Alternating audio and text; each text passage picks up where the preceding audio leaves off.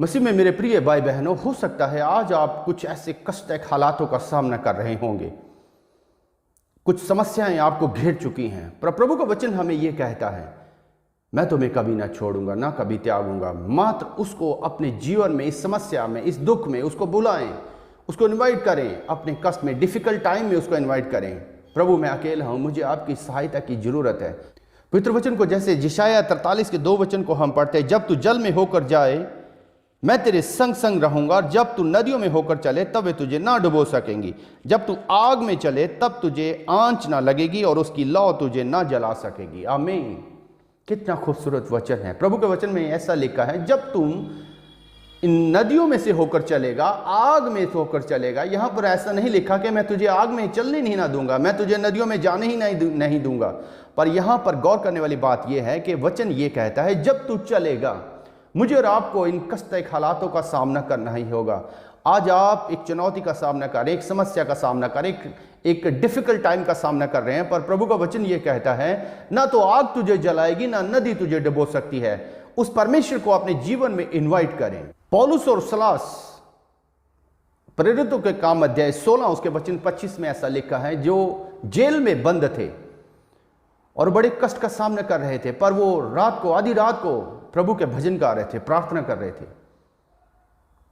इस तरीके से वो अपने परमेश्वर को अपनी समस्या के वक्त में, अपने कष्ट में, अपने इस डिफिकल्ट टाइम में वो परमेश्वर को इनवाइट कर रहे थे।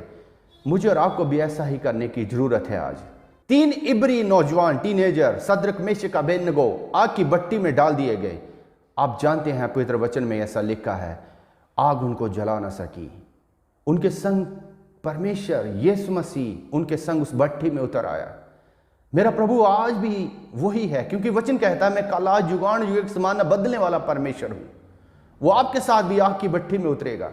उसको बुलाएं, उसको इनवाइट करें, प्रभु मेरी समस्या में, मेरे इस कष्ट में, मेरे इस डिफिकल्ट टाइम में आए मेरे पास।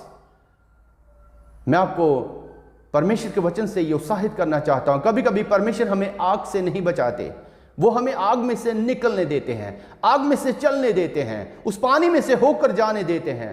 पर वो आग में से जब हमें चलने के लिए आज्ञा देते हैं तो हमें फायर प्रूफ बनाते हैं, हमें फायर प्रूफ बना देते हैं। वो मेरा प्रभु यीशु मसीह आपको फायर प्रूफ बनाएगा और वो पूरी बाइज्जत तरीके से आपको उस भट्टी में से निकालेगा। उसको इनवाइट करें।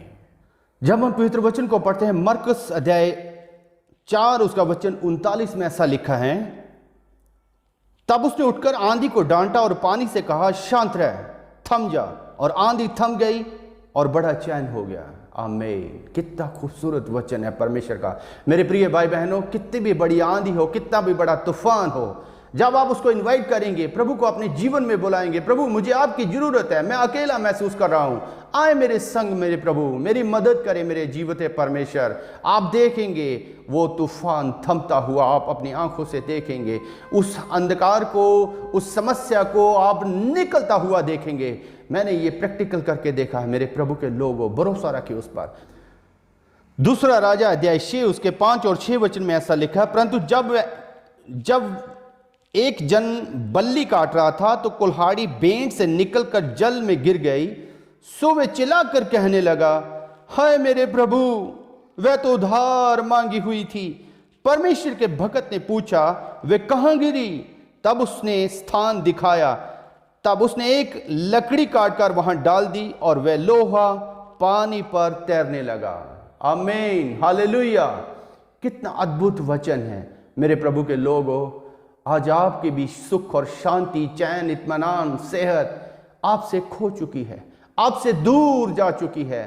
वो बड़ी तसल्ली, वो शांति, वो रुपया पैसा, वो जॉब, वो रिश्ता आपसे दूर जा चुका है।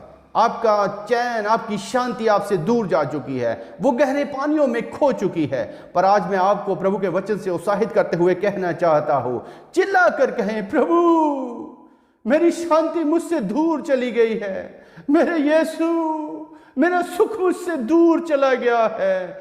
प्रभु मेरा रिश्ता पूरी तरह से बिगड़ता जा रहा है, प्रभु मेरी सेहत मेरे हाथ से निकलती जा रही है। ओ सामर्थी परमेश्वर आपकी इस चिल्लाहट को सुनकर जवाब देगा।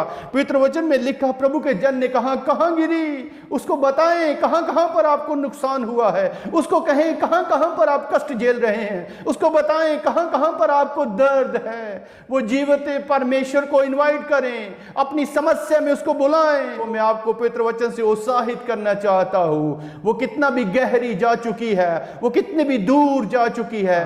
प्रभु यीशु मसीह के प्रिय लोगों, मैं आपको आज कहना चाहता हूं, हो सकता है आपकी सेहत, आपका रुपया पैसा, आपका रिश्ता आपको छोड़कर चला गया है, वो कहीं डूब गया है। जब आप प्रभु को इनवाइट करेंगे, यीशु मसीह को इनवाइट करेंगे अपनी डिफिकल्ट टाइम में, अपने कष्ट में, अपनी समस्या में, प्रभु यीशु मसीह को बुलाएंगे, वो लोहा तैरने लगेगा, वो लोहा तैरने लगेगा, आपका रिश्ता तैरने लगेगा, आपकी चंगाई तैरने लगेगी, आपका वो सारा फाइनेंस गड़बड़ी हुआ वो फिर से आपके पास लौट आएगा। मेरा यीशु जिंदा है, उसको पुकारें, उसको अपनी समस्या में इनवाइट करें। यीशु मुझे आपकी जरूरत है, मेरी सहायता करें, मैं अकेला पड़ गया हूं, मेरे यीशु, यीशु मेरी सहायता करे, मैं पूरी तरह से प्रभु टूट गया हूं। वो टूटे दिल वालों के नजदीक रहता है, वो मरम पट्टी करता है, वो मरम्मत करता है, वो बहाल करता है। The God is the God of restoration,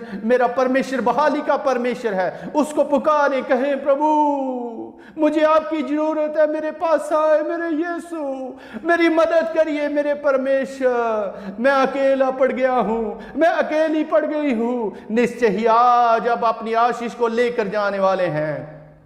निश्चय ही आज अब आपने आपको बहाल होता हुआ देखेंगे। मेरे सामर्थी पिता, जितने लोग दिल से आपको पुकारे, जितने लोगों ने ये वचन को बड़ी गहराई से मनन किया है, तेरे वचन को सुना है, मेरे प्रभु सामर्थी परमेश्वर, वो सब के सब जन यीशु नासरी के नाम से बहाल हो जाओ। I use your authority in the name of Jesus Christ. मैं यीशु के दिए अधिकार से कहता हूं, जितने जन ये वीडियो मैसेज को देख रहे हैं, यीशु मसीह नासरी के नाम से उनके जीवन में से कोई हुई आशीष, कोई हुई सेहत, खोया हुआ फाइनेंस, टूटा हुआ रिश्ता यीशु नासरी के नाम से बहाल हो जाए, बहाल हो जाए, बहाल हो जाए, रिस्टोर हो जाए।